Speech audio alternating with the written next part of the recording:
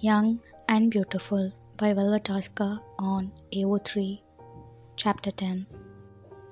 The day after being woken up dutifully to Nal's flawless rendition of Chopin's Chasseurs No. 2, Opus 31, Louis attends all of his lectures, homework firmly done and ready for a look over, and is the best student he has ever been, taking notes in every course and not once drawing a doodle of a nose.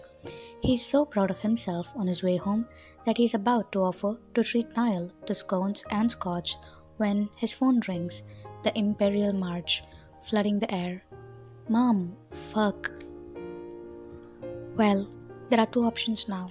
Either Louis can slide the phone back into his pocket and never say a word, or he can answer. Given that he has yet to answer one of his mom's calls, he decides on the latter, nerves already tensing. Mom, he greets Fox cheerfully as he unlocks the door to the flat. Boo Bear, she says quietly, suspiciously quietly. Fuck.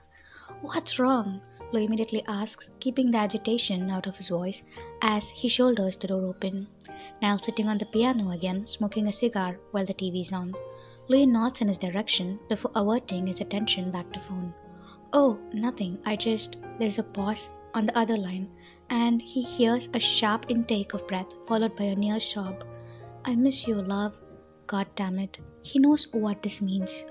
Mom, are you watching after the girls? Where are you? I'm outside. I need to be alone right now. Where are the girls? Are they being looked after? They are fine, Louis. I miss you. Mom, Maggie's only 4. Get back inside right now. You need to look after them. I don't want to, she says, beginning to cry, and Louis' nerve fizzles as he brings a hand up to massage his temples. It's not about what you want, you're their mum. You can do this, just like you were a good mum before Charles left. You can be a good mum without him, come on. The line is quiet, filled only by muffled sound of wind and deep breaths. You're right, love. You're always wise beyond your years. Louis nods, his teeth gritting. I had to be. Now get back inside, yeah? Please. I will. I'll look after them, Lou. Just wait. I'll be a good mum. I'll do you proud. Do yourself proud, he says, and tries his best keeping his own emotions in check, his voice dangerously close to rising. Niall looks up at him, brow furrowed, but Louis ignores him for the moment, instead walking over to the row of low-set windows that line the wall. He stares out at the sunny expanse of grass, students milling about, and faintly notes that he is in the very spot where Zine had gotten sick all over him just that short time ago. I will. There's another pause. Miss me, Lou? Louis closes his eyes. Yes, Mum. Now get back inside, please. Please, I love you. He adds as an afterthought. Love you too. Keep in touch. And then the line is dead. Fuck's sake, he mumbles, setting down his phone on the counter as he drops into the nearest chair. Was that your mum? Niall asks with surprise, staring at Louis from across the room, hands down in his lap. Yeah. What's wrong with her? Everything. Niall just stares. With a roll of eyes, Louis elaborates. She's not been right ever since Charles left all those years ago. Sometimes she just takes off or forgets about us kids. All she does is cry and look for the people who aren't in her life. So I have to remind her now, since I was the one who took care of everyone when I was at home. Louis hears the bitterness that tings his words and prays. Niall doesn't ask for further details. Thankfully, he doesn't. Fuck, that's rough, mate. Louis shrugs. It is what it is. Now, what are your plans for the day? Because we have tea party to attend. Niall then smiles, lighting up the shadows of the room instantly. All right. No excuses, no rowing club. You're actually going to come? Yup, I quit yesterday. I was bored out of my shit mind. So let's go to a fucking tea party. And he hops off the piano stool, barreling himself into his room with a loud whoop. Louis smiles. This may just turn out to be a splendid day indeed. When they arrive at Zane's room, dressed in awkwardly matching outfits, which they only realized after they were almost there. Niall Horan, you're going to march straight back to our flat and change this instant. My braces match your trousers. That is not acceptable. Our shirts match too. Niall. Louis is already a tad flustered. Luckily, Niall is incapable of that emotion. Knock knock, Nell calls from the other side of the oak door, the very embodiment of anti-shyness. You know that's rude. You should have let me do that, Louis scolds. Why? Because I know them. I know them too. Not as well as me. I've known them longer. It doesn't work like that. All you rich people know each other or are related. It's like incest. A voice interrupts. Come in. Liam's voice sinks, and shooting one last glare in Niall's oblivious direction, Louis opens the door. The room is gorgeous as ever, the table set with Victorian-style chinaware that glints amongst the sunlight and ambient lighting, fresh roses and hydrangeas overflowing out of glass vases. There are comfits, scones, and biscuits stacked in neat little piles on elegant gilt trays. It's marvelous. A breeze wafts through the maroon satin curtains of the windows, and Louis almost laments that the piano is sitting untouched. A bit of music would really accent the setting perfectly. You have outdone yourself once again, Zane, Louis greets, and Zane smiles from the head of the table as Liam fills his teacup. Louis, Liam beams, looking up with a glimmering smile and stretched shirt. Hello, hello. Here's Louis stares before. Hey, mates. Good to see you again, Niall bells, smacking a handshake to Zane's gentle hands and repeating the gesture with Liam, who looks utterly delighted. Good to see you, Horan. How's the old man? Liam asks with jolly etiquette.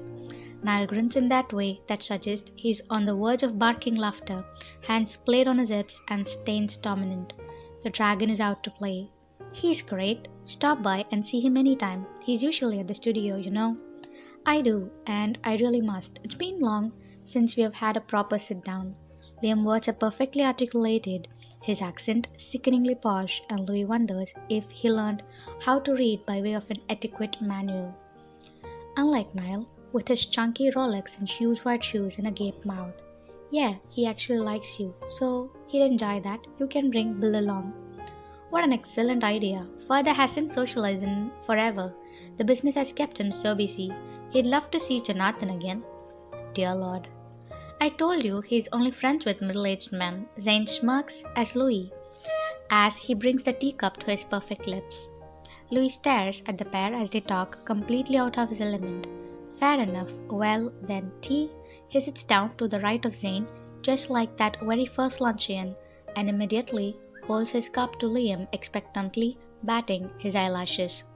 Liam grins and pours from his teapot immediately as Niall takes a seat beside Louis.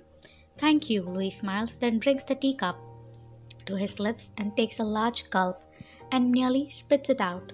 What the hell? He splutters, almost dropping the priceless fixture. What's wrong? Liam asks, alarmed.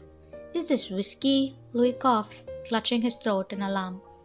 Zane smiles smokily. Don't be daft, Louis. It's Darjeeling and Scotch. Oh, obviously. Are you sure there's Darjeeling? Zane looks up at Liam, who shrugs. I put a bid in, I think. You think? This is fucking delicious. Niall suddenly bursts, guzzling his cup like it were water. Louis stares, his own throat still burning. That boy. Not all of us come out of the womb with a bottle of whiskey. Louis glares secretly, marveling at the way he refills his teacup instantly and pours it down his throat without even a blink of eye. That a boy. Zane smirks and offers Niall a cigar. Oh, excellent. Is this a black petite Lancero? Niall inquires, bringing the thing to his nose to sniff for no apparent reason. Louis will never understand the ways of the rich. It is the only kind I like, in August at least, Zane adds, and his smile widens at Niall's cackling laughter. Cheers, mate, Niall laughs, raising his teacup. The china clinks as they meet, sending Liam into little sugary smiles as he takes a bite of a croissant, while Louis looks between the two, eyebrows raised. How is it that Niall becomes best mate with every single person that's in the same room as him? And just what the fuck is a black petite Lancero? You really are a social butterfly, aren't you? Louis sighs, shaking his head as Niall grabs a fistful of scones. Niall shrugs and begins slathering on the jam. I'd like to think I'm more of a dragonfly and less of a butterfly, but it's all good, mate. And Louis is just about to deliver a witty response when suddenly Niall's gaze focuses on something just beyond Louis's shoulder. Harry, mate, he exclaims, immediately standing up and walking towards the source of all evil. Louis turns around to see Harry gliding into the room, wearing a pale yellow suit, a prominent Native American necklace. This one looks a bit more like a dream catcher, and his signature bow tie, looking very much like the cat who got the cream. And oh, would you look at that? He spot guests again, this time a beautiful boy and a beautiful girl. How endearing. Niall Horan! Harry greets in his velveteen voice, shaking hands and smiling charmingly. How are you, my boy? Not as good as you, apparently. Who are your guests? Oh, this is Roxy and this is Lullaby. Lullaby? Someone's name is Lullaby? Really? Which one's Lullaby? Louis asks as they stand on either side of Harry and stare at him like he's Jesus. But apparently, Harry is still ignoring Louis's existence. Let us indulge now, after you, my darlings. Harry smiles, allowing Niall and Roxy and Lullaby to walk ahead. The girl is stunning, with powder blue hair and a white dress that hangs off of her bony shoulders. The boy is even more stunning, his silken gold hair tousled above lavender eyes. Hello, contacts. His clothes are artfully disheveled in the way only buckets of money can create. How are you, Harry? Zane asks, and though his tone is slack, his eyes are careful. Louis perks up as he pretends to focus on the tray of crumpets, ears alert. The question is just sincere enough to prompt his interest. But Harry smiles easily, whipping the napkin off the table and draping it over his lap. Marvelous, you. Impeccable. It's so good to see you in good spirits. Liam beams, and Louis glances up at Harry's reaction, which reveals nothing but shallow pleasantries. Isn't he always? Nell asks jovially, and Harry laughs. Everybody smiles, and the not exactly tea party commences. 45 minutes later, the tea party is cut short because everyone is drunk, and Harry and Niall are demanding to play golf. The tea liquor has been flowing endlessly. Louis is almost positive Liam lied when he said he put Darjeeling in the teapots. It's absolutely straight Scotch, and that's that. And the pretty little scones and tarts aren't enough to observe the effects. So the elegant tea party with the clinking of spoons and extended pinkies has turned into a bit of a shit snow. Louis' forehead shining as he laughs heartily at a terrible joke that Liam just told, all the while trying to take a picture together, which, to be honest, Louis isn't even good at doing when sober. Zen is also rather inebriated, slunk over Rory and Lullaby like they were straightway railings, apparently relaying the plots of his favorite books from the sounds of it, his hair falling out of place and suit jacket crinkling. And then there's Niall and Harry, arms gripping each other as they sing pub songs and dance wildly, teacups thrust in the air, the light brown liquid sloshing out over the sides and peppering the wooden floors, providing a death trap for any passerby. And it's only about 4:30 p.m.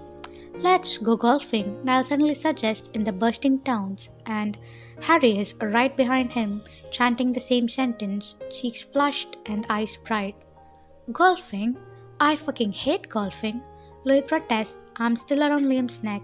He catches Harry's eyes, which have now settled on him, and he throws as good a glare as he gets, the bastard. We can watch while we drink more tea, Liam suggests, pouring the remains into his awaiting cup. Actually, sod, let's just bring some vermouth. Or wine, Zane drawls with wet lips. Or both, Louis corrects, and Liam grins with delight, eyes squinting. I'll go golfing, Niall, Zane says, finally disengaging himself from Harry's guess. Excellent, Harry thunders, grinning wildly. Rory, Lullaby, you must join. I'll need moral support if I lose, he grins wickedly. You won't lose, baby. The boy purrs, just as the girl giggles. I've got you, love. I'm in good hands, Harry smirks and wraps them into his embrace. Louis gags. Let's go. Niall then shouts, bouncing towards the door. I'll call Nelson. Who's Nelson? Harry laughs, bro forward, my driver. Excellent, Liam celebrates, and one by one they pile out of the room, Harry grabbing a fistful of flowers on the way out. For ambience, he explained when Zane shot him a look. And Louis prepares himself for the worst. Golfing fucking blows. It's boring, it's quiet, and Louis can't be first to even pay attention, instead passing a wine bottle back and forth with Liam, who is giggly and silly and keeps asking Louis if he wants to climb trees. Louis doesn't climb, he gets climbed on. It's getting dark, Louis musses through a slur, getting drunker by the minute as he watches Harry teach his blonde boy how to golf, as if it's that hard to swing a damn pole. It is. We should go soon. Find a party or something. Liam smiles, leaning back in the golf cart luxuriously. Let's lie on the grass. My butt hurts. Liam chuckles and shakes his head. Grass stain, Louis. Let's stay up here. Grass stain? You wanted to climb a bloody tree a minute ago. We wouldn't have been in the grass. No, just rubbing off on dirt bark. And Liam bursts into giggles and covers his face as Louis moves to the ground anyway. Amidst even more miraculous laughter and shouted cheers to the boys on the field, they pass the wine bottle back and forth as the burnt orange and fades to stars, every once in a while Niall running over to tackle Louis. Finally, they leave. Where to now? Harry asks slowly, lips crimson and eyes bright as he leans against his boy, the girl rubbing his shoulders. She moves to sneak a hand through his hair, but he bats her away without a word, eyes crossed. A pub? Niall offers, helping Louis up off the ground. Louis smiles cheekily and dabs a quick kiss to Niall's nose before flitting away out of reach. Harry briefly watches them before flicking his eyes away. Let's go to the party, Zane. Love. What's a good party for tonight? Liam asks, embracing Zane and staring up at him lovingly. Zane smiles, in his drunken haze, rubbing his hand clumsily along Liam's back. There's one at the Kane's summer house, he suggests, smiling loosely and fumbling his pocket for his cigarette case. Perfect, Liam coos, nuzzling him. Well, let's go then, Louis exclaims, and he doesn't. Should instead be suggesting that they'll all go home and study and take showers, but oh well. Before leading the pack anyway, thrusting his wine bottle into the air and singing Celine Dion without an ounce of shame. The drive to the Canes is a blurry mess of shadow and laughter. They clink glasses in the back of Niall's limo before every drink. Niall guffaws at every word said in between shots. Zane laughs just as heartily but silently while clutching his fedora.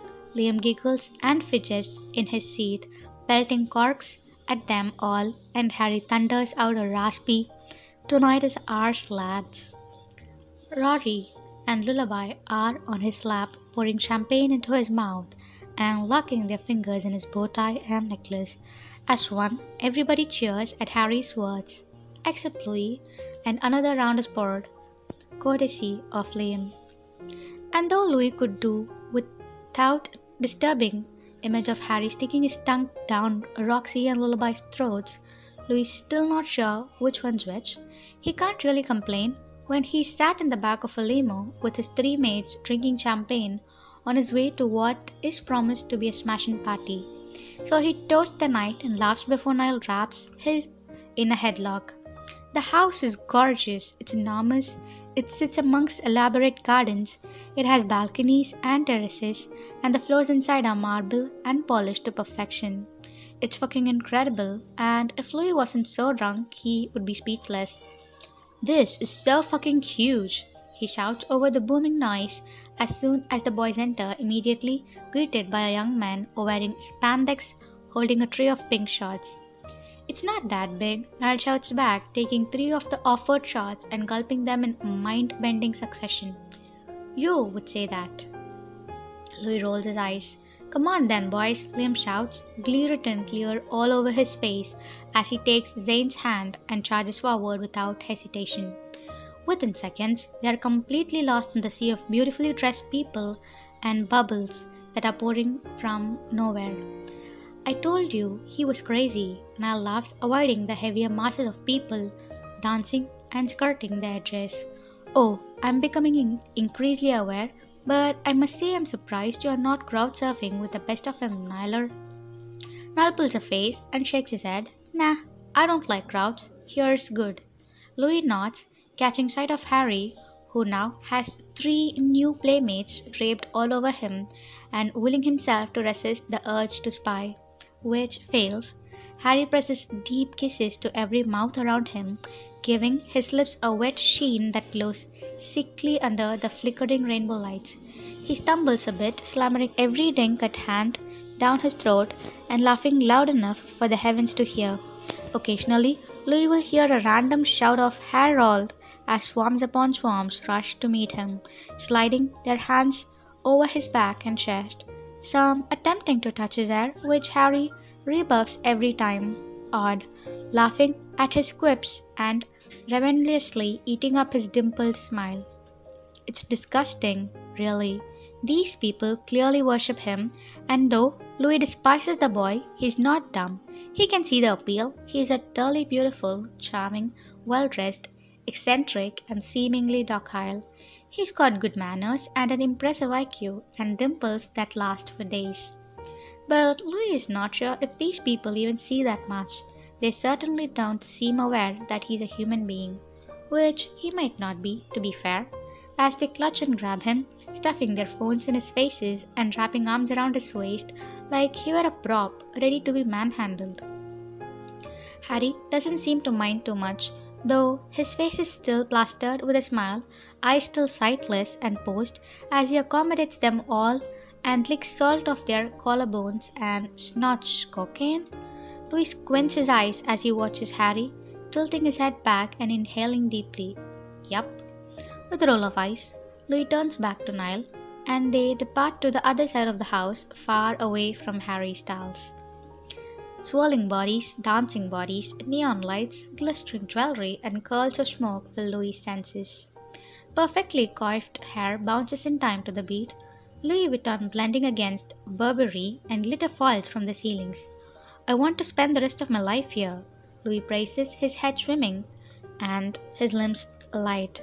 Are you sure? Niall laughs, bouncing up and down, his polo nearly soaked through and his eyelashes sparkling. Forever is a long time. Because, oh yeah, they are immortal and untouchable, and everything is life. So, Louis laughs and twirls around, hands outstretched to the heavens, as glitter falls and catches on his sweaty skin, coating him in stars.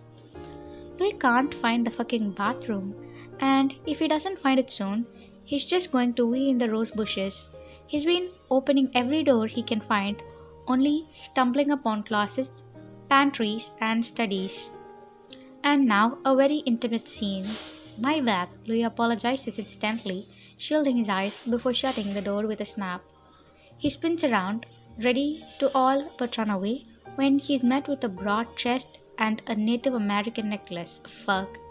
Careful, Harry warns, taking a step back from Louis and glaring, his curls sticking to his forehead. He smells fucking amazing, but it only serves to anger Louis more. Oh, get over yourself, Louis scoffs, and is just about to walk past him when Harry catches his arm. He looks up, eyes narrowed. Can I help you? Stop acting like you're better than me, Harry growls, but his voice wavers the tiniest bit, pupils wide and inebriated under a furrowed brow, his fingers digging into Louis' warm flesh. Louis shakes his head, eyes slitted. Then stop being you. Harry retracts his hand like he's been burnt, scowling at Louis with that intensity that he only displays when he's agitated. Louis wonders if all of Harry's emotions would be that passionate if he wasn't a baron of emotion and life. Perhaps that's why he's only a shell. He's too much for himself. You don't know me, Harry deadpans, straightening his back and smoothing out his features. I think I do, Harry Styles, Louis says, and allows his glare to fade, replacing it with pitying disapproval. You drown yourself in pretty words and champagne, and fuck knows what kind of drugs. You shag everything that works, you only listen and care about yourself, and you feel nothing for the world. You watch people love you, and you love nothing in return. Louis says lowly, disgusted, the alcohol and fury gripping his bones and spurring his tongue. Harry stares back beneath the flickering lights, shadows deep beneath his eyes, expression unreadable. Love? He asks with wry distaste. Louis merely stares in response, chest squared, adrenaline ebbing. Harry's mouth twists into a slicking grin, eyes colder than he's ever seen them, which is saying something. Haven't you heard, Louis Tomlinson? Each man kills the thing he loves. His grin fades, the covered with a kiss. He takes a step closer to Louis, his alcohol-soaked breath and expensive cologne suffocating the air. The brave man with a word, he finishes in almost whisper, the corner of his lips worked into a sneer. But it's his eyes that Louis sees, those eyes that cut through the glass. They are wide now, they are wide, they are pained, and they stare back at Louis with something that feels alarmingly like reality. And Louis can only look back, desperately searching the mournful green gaze before him, wishing he could climb inside and pick apart this boy's brain, delve into the depths and discover what went wrong. But in an instant Harry's gone, and only the thump of music and Louis's very full bladder remain. "Let's get going," Niall shouts some time later, just as Louis' buzz begins to wear off and his limbs feel heavy. "Where's Liam and Zane?" "I just saw Liam jumping into the pool like a fucking madman. I think they're gonna be here for a while." Louis nods. "All right, I'll say goodbye to them." Niall looks at him puzzled. "Why?" "So they know we are leaving." He blinks. "You okay?" Not understanding what Niall's not understanding, Louis just throws him a funny look before departing for the pool. And yep, there's Zane on the sidelines watching a splashing Liam with fondness as he sucks on a cigarette and bathes in moonlight. "You're going to head back," Louis says upon reaching him. "Excellent, mate. You've got a bit of..." Zane motions to Louis' glitter-soaked limbs. He laughs, giving a shrug. "What can I say? I look better with a bit of sparkle." Zane smiles and shakes his head, moving his cigarette to his mouth and clapping Louis' hands in his. "Have a good night, Louis, man. I'll see you tomorrow." "Yeah, just text me," Louis smiles, and then offers one last departing wave to Liam, who is in the process of doing a cannonball. He turns back into the house, weaving through the hordes of people, and is just about to turn the corner when the door across from him opens. Harry stumbles out, hair mussed, lipstick marks coating the line of his jaw and peppering the sharp angles of his collarbones. He's tucking his ripped-open shirt in his clumsy hands, fly half done, with eyes that glint in conquest. He sneers a cold grin at Louis before wiping the remnants of coke off of his nose with the back of his hand, then disappears once more into a sea of people without a backward glance, his diamond channel watch glowing neon. Each man kills the thing he loves. Louis hears the coarse words echoed in the back of his mind as he turns into disgust and sets out to find Niall.